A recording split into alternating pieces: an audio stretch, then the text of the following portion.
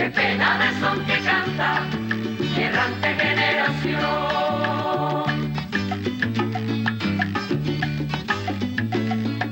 Armados más de esperanza que...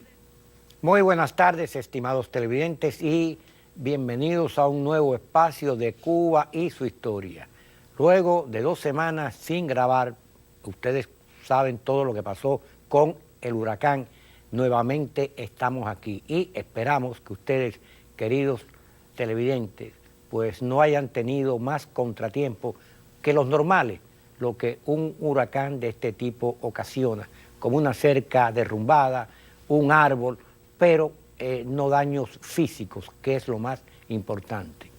Y para comenzar el programa de hoy tengo un invitado especial que ustedes conocen. Me refiero a el escritor y periodista Manuel Cedía. Bienvenido, Manolo, es un placer que estés aquí. Gracias, Pertini, por esta invitación. Y Manolo hoy nos trae pues una nueva idea, un nuevo libro que está escribiendo, que debo confesar que me he convertido en un entusiasta de ese libro. Aún no está concluido, pero vamos a compartir con ustedes crónicas de ese interesante libro. Pero antes de hablar con Manuel Cedía sobre este proyecto, vamos a recordarles, queridos amigos, que este sábado 30 de septiembre a las 3:30 en la biblioteca de Coral Gable, que está localizada en 3443 de la calle Segovia, Coral Gable, la poeta, declamadora, autora de 2 magníficos libros de poesía, Silvia Landa, va a ofrecer un recital que se titula Poeta y Declamadora. Silvia, que es un ser frágil, un ser femenino, cuando Silvia Landa se adueña del escenario y comienza a declamar, todo palidece y alcanza unas estaturas enormes a través de su voz, de su declamación. Nuestra querida Silvia va a declamar poesía de Gertrudis Gómez de Avellaneda, José Martí, Rubén Darío, Gabriela Mistral, Federico García Lorca, Juan Ramón Jiménez, Carmen Conde, Luis Pález Matos, José María Pemán y otros. Y hay una sorpresa. Así que vamos a acompañar a nuestra admirada y querida poeta y declamadora Silvia Landa este próximo sábado 30 a las 3:30 de la tarde en la biblioteca de Coral Gable, que repito, que está situada en 3443 calle Segovia, en Coral Gable. Bueno, Manolo, es un placer que estés aquí, repito. Gracias, pero bueno, antes de entrar en materia, debo decir que eres autor de varias obras, entre ellos El año del ras de mar, Un paraíso bajo las estrellas, Subasta de sueños, La Virgen de El Malecón y la más reciente, un libro de viajes, que lo comentamos aquí, sí, estuviste aquí, de Cádiz a Normandía. Quiero mostrarlo nuevamente, este libro, de Cádiz a Normandía, que no solo recoge las crónicas de viaje de Manuel Cedía, están cargados de filosofía, de historia, porque la crónica dedicada a Normandía ha sido una de las más impactantes. Fuiste como turista, pero evocaste todo el sufrimiento y toda la matanza que desencadenó en esas playas. Y las otras crónicas de otras ciudades, haces historia, gastronomía. O sea que este libro yo diría que es un banquete histórico y gastronómico también. Comparte vinos, comida, recomendaciones. A Normandía fui como turista y terminé siendo testigo de la historia. Testigo, porque te motivó. Ahí parado en las playas donde murieron tantos jóvenes americanos. En el Nuevo Herald haces reseñas literarias, históricas, opiniones políticas, estás incursionando en otros géneros. Pero ahora estás enfrascado en un libro que te lo inspiró. Yo creo que la motivación de varios amigos, lectores tuyos. Entre ellos tú. Yo, porque yo leí 2 crónicas tuyas. Castro y las pegatinas para los americanos. El arte fugaz del Hotel Habana Hilton. Okay. Y vamos a decir, para beneficio de nuestros televidentes, que con 14 años, en el año 1957, entraste a trabajar cuando se inauguró el Habana Hilton. Antes de la inauguración. Antes de la inauguración. Era la Hilton Hotels International, ya estaba en La Habana, supervisando la construcción y preparando la inauguración del hotel. Y yo empecé a trabajar siendo un niño, con ellos ahí, con todos esos americanos, que iban a ser los futuros jefes, el administrador, jefe. ¿Cómo empezaste? ¿Qué hacías? Como le llamaban cuando aquello office boy, un mensajero. Yo ayudaba a los americanos que llegaban a conseguir los empleados, los ejecutivos, a buscar apartamentos, le hacía mandados, iba a correo, lo que hace un mensajero, un muchacho joven. Y cuando el hotel inauguró después del 58, ya me quedé trabajando en el hotel como ascensorista, que es de ahí, de esos años trabajando en el hotel, desde el mismo día de la inauguración, el 19 de marzo de 1958, a la que asistió la primera dama de la República, Marta Fernández Miranda. Y también estuvo Conrad Hilton y todos los invitados.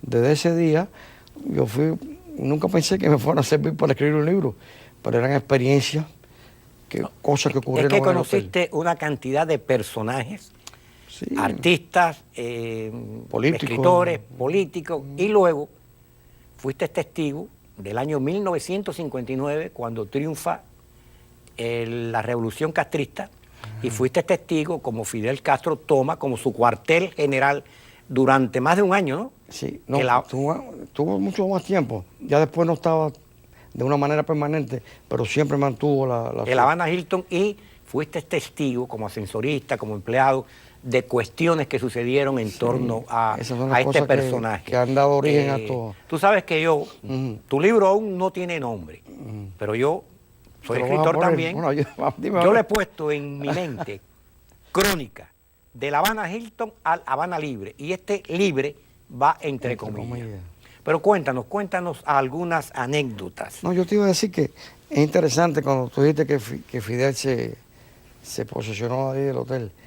Y yo siempre me pregunté, ¿cómo es que cómo llegó a parar ahí? Muchos años después, estando aquí ya, me volví a encontrar con el que era el administrador del hotel, que era un cubano, se llamaba José Agustín Menéndez Cruz, que se había casado con una sobrina de Mr. Hilton, y cuando el hotel fue inaugurado en La Habana, pues, ¿quién mejor que él, el administrador? Y aquí lo conocí, conversando de él, le hice esa pregunta, y me dijo que él que se le ocurrió como una manera de promocionar el hotel, enero del 59, él envió a alguien y se entrevistó con Fidel en Santa Clara, en los 8 días que él se demoró en llegar desde Santiago a La Habana, y le ofreció el hotel, para que él se instalara su cuartel general ahí. Eso fue una sorpresa para mí, fue una idea de él. Y otra de las cosas que me preguntaba también en aquella época, ¿quién pagó todo aquello? ¿Y se lo preguntaste a este personaje? También, y me dijo, no, lo pagó. No él, porque posiblemente ni se haya enterado. Pero él conocía al que era ministro de Economía en aquella época, se llamaba Rufo López Fresquet. Y la Hilton le planteó el problema de todos los costos de eso. El gobierno cubano de aquella época, el 59. Fue millonario aquellos costos, ¿verdad? Sí, me imagino, no sé cuánto. Pero tenían un piso entero. No era el piso entero, era una suite y con otras habitaciones adicionales. ¿En un piso específico? En el 23, que recuerdo, se llamaba la Continental Hilton, que era una de las suites más caras que había ahí.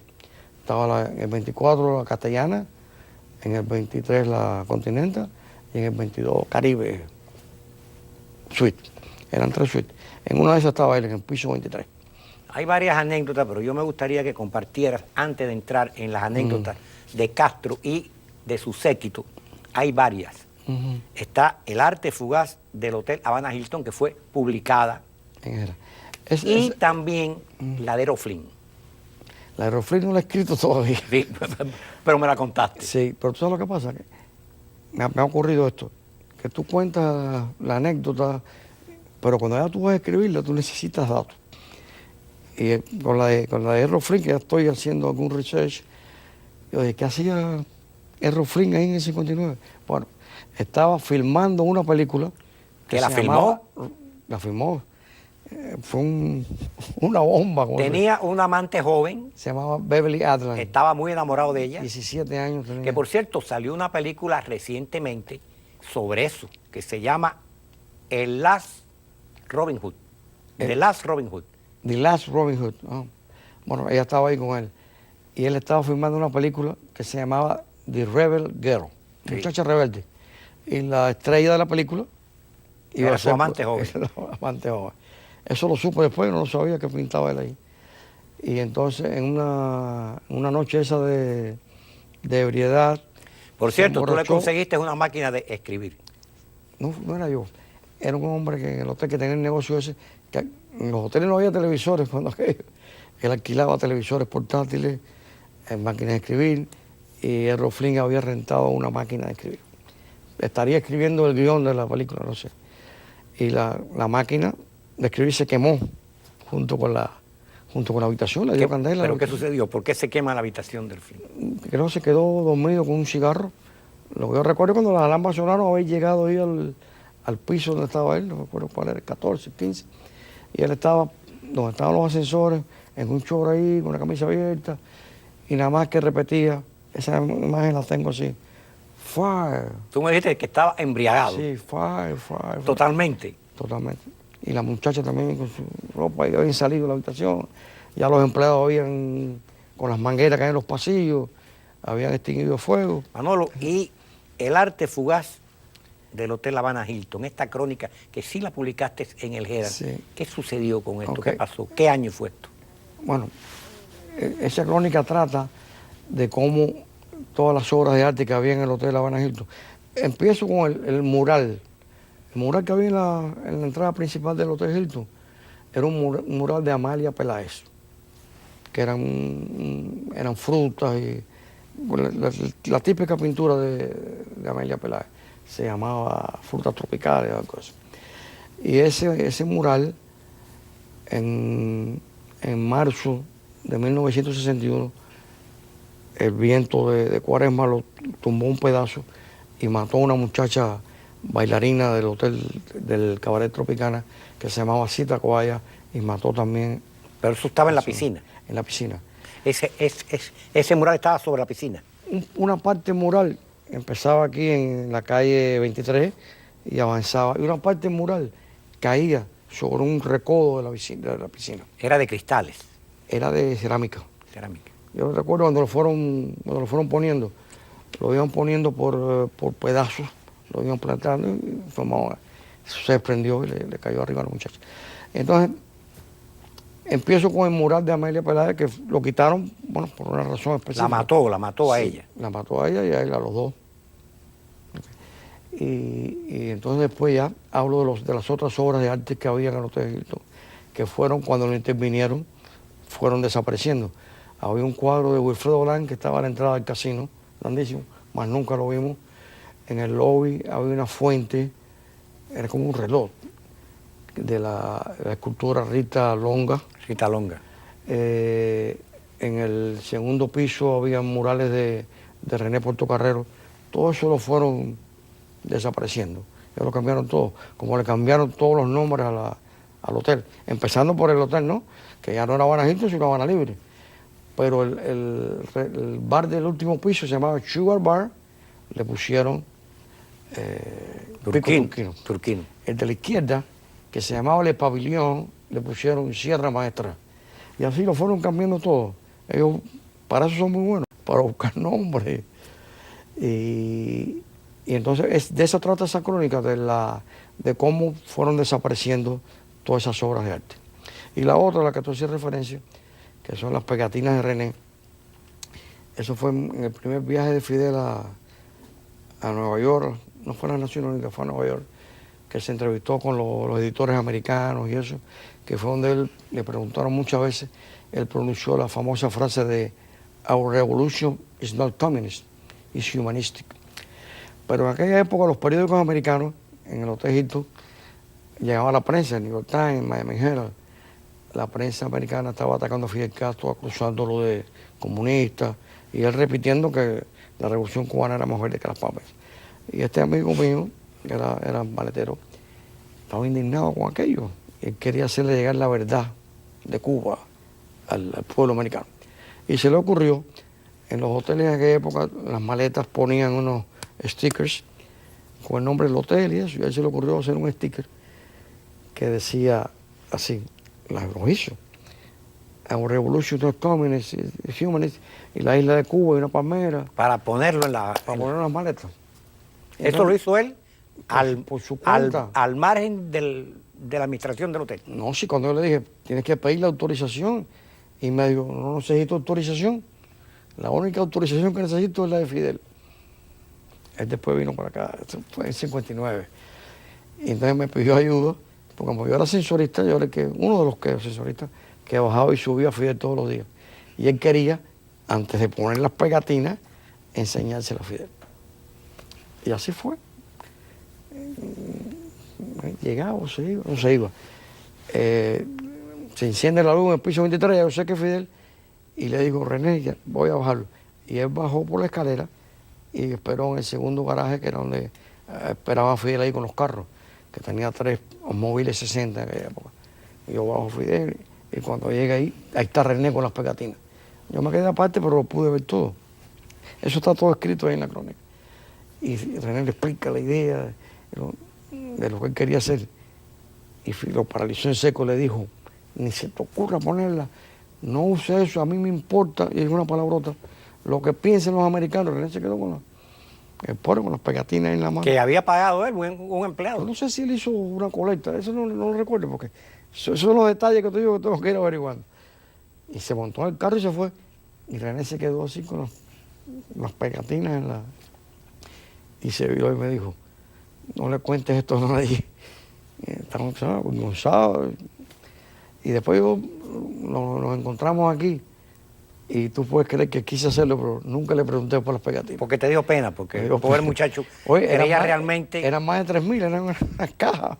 Él pensaba realmente que no era una revolución comunista. Sí, que habrá sido ella. Él se fue al año y yo no fui, tú sabes.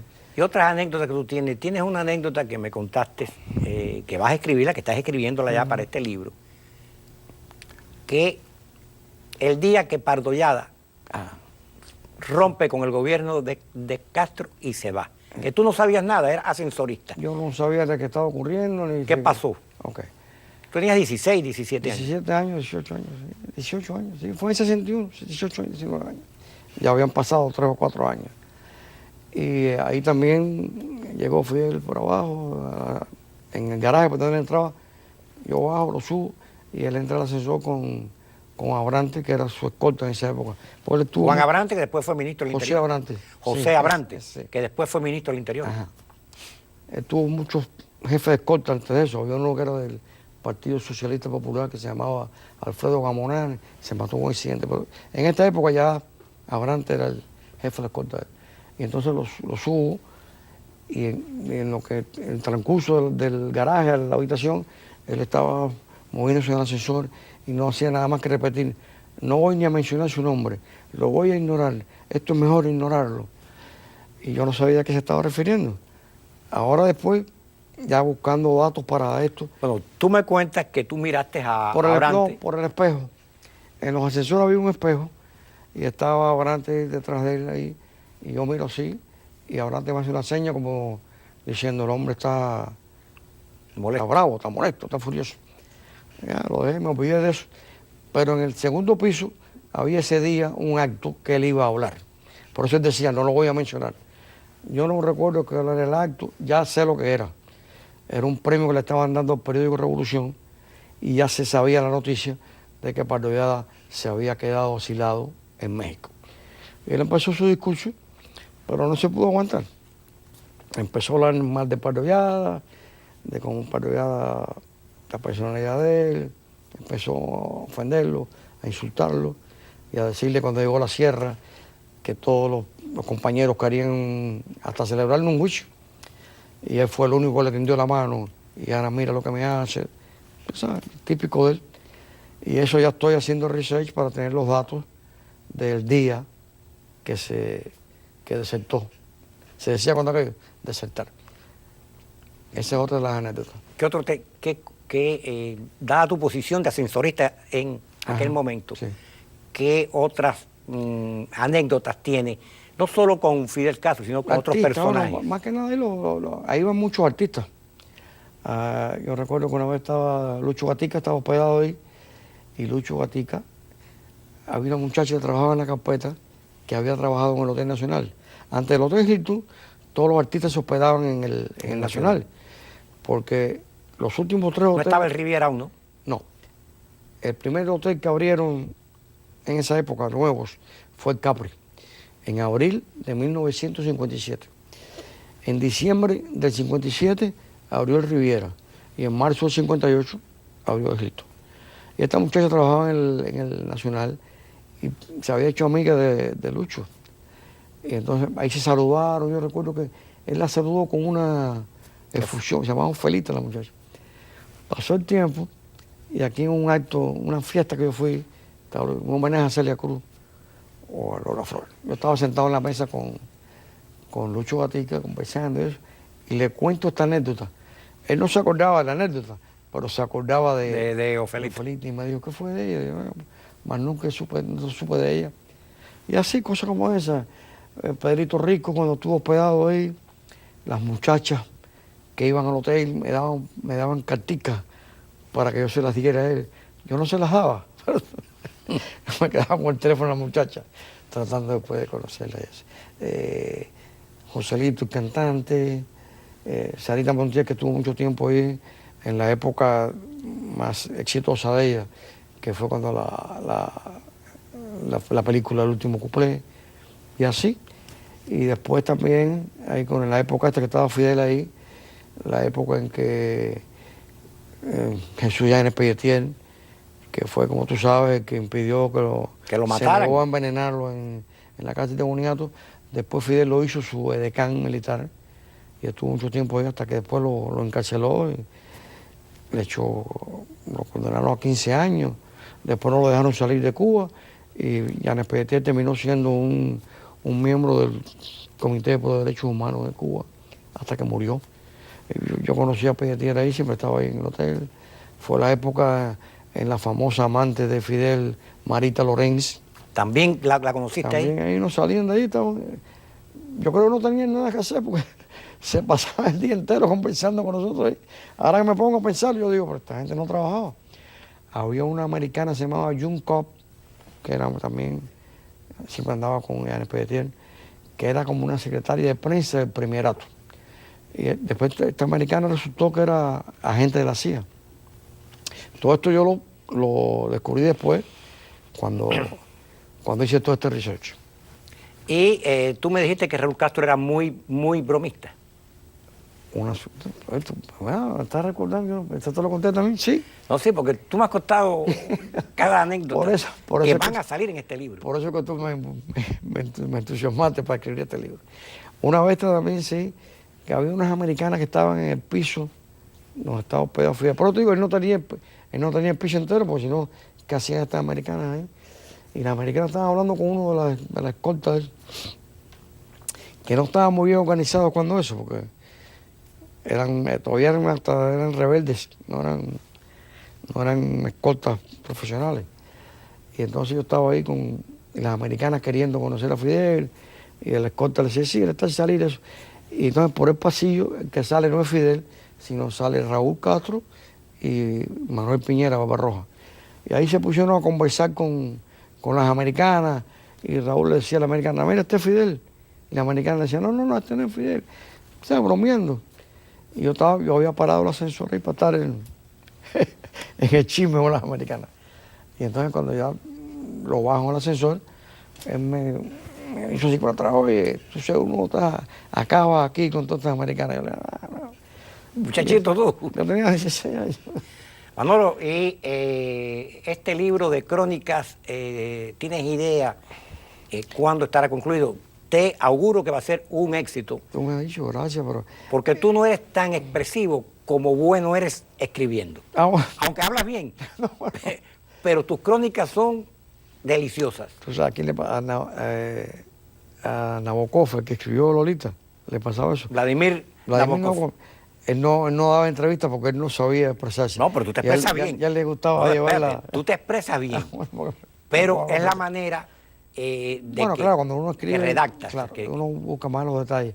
No, la idea que tengo es tratar de vincular la historia de Cuba con la historia del hotel, en cierta porque manera. es que ese hotel se hizo historia ahí durante un tiempo. sobre todo con la presencia. Incluso fuiste testigo de un atentado que en el 58 le hicieron, 58 sin 57, al que fue ministro de Estado No del puedo- gobierno de Batista, el doctor Santiago Rey Perna. ¿Lo viste? No puede haber sido en 57.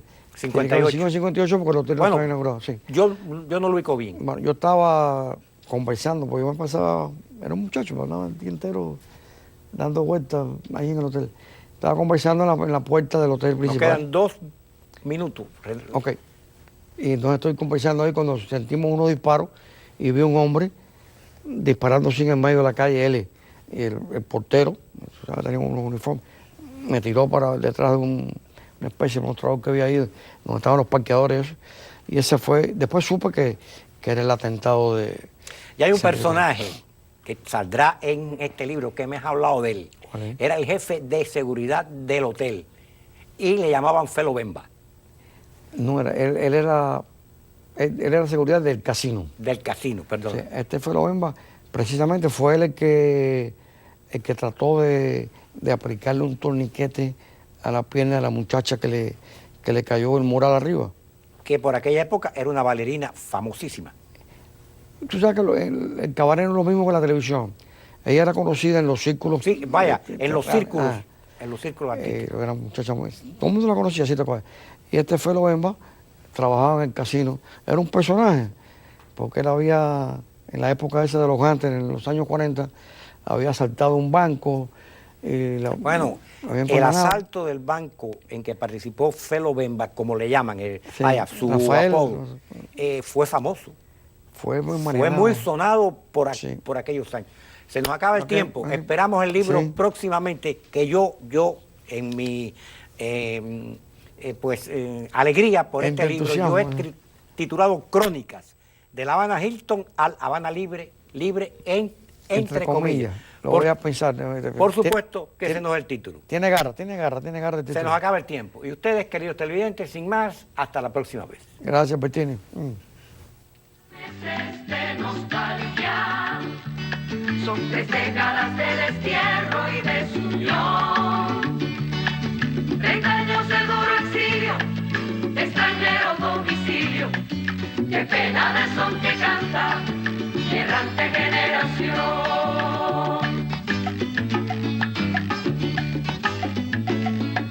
Armados más de esperanza que de metralla allá en Girón,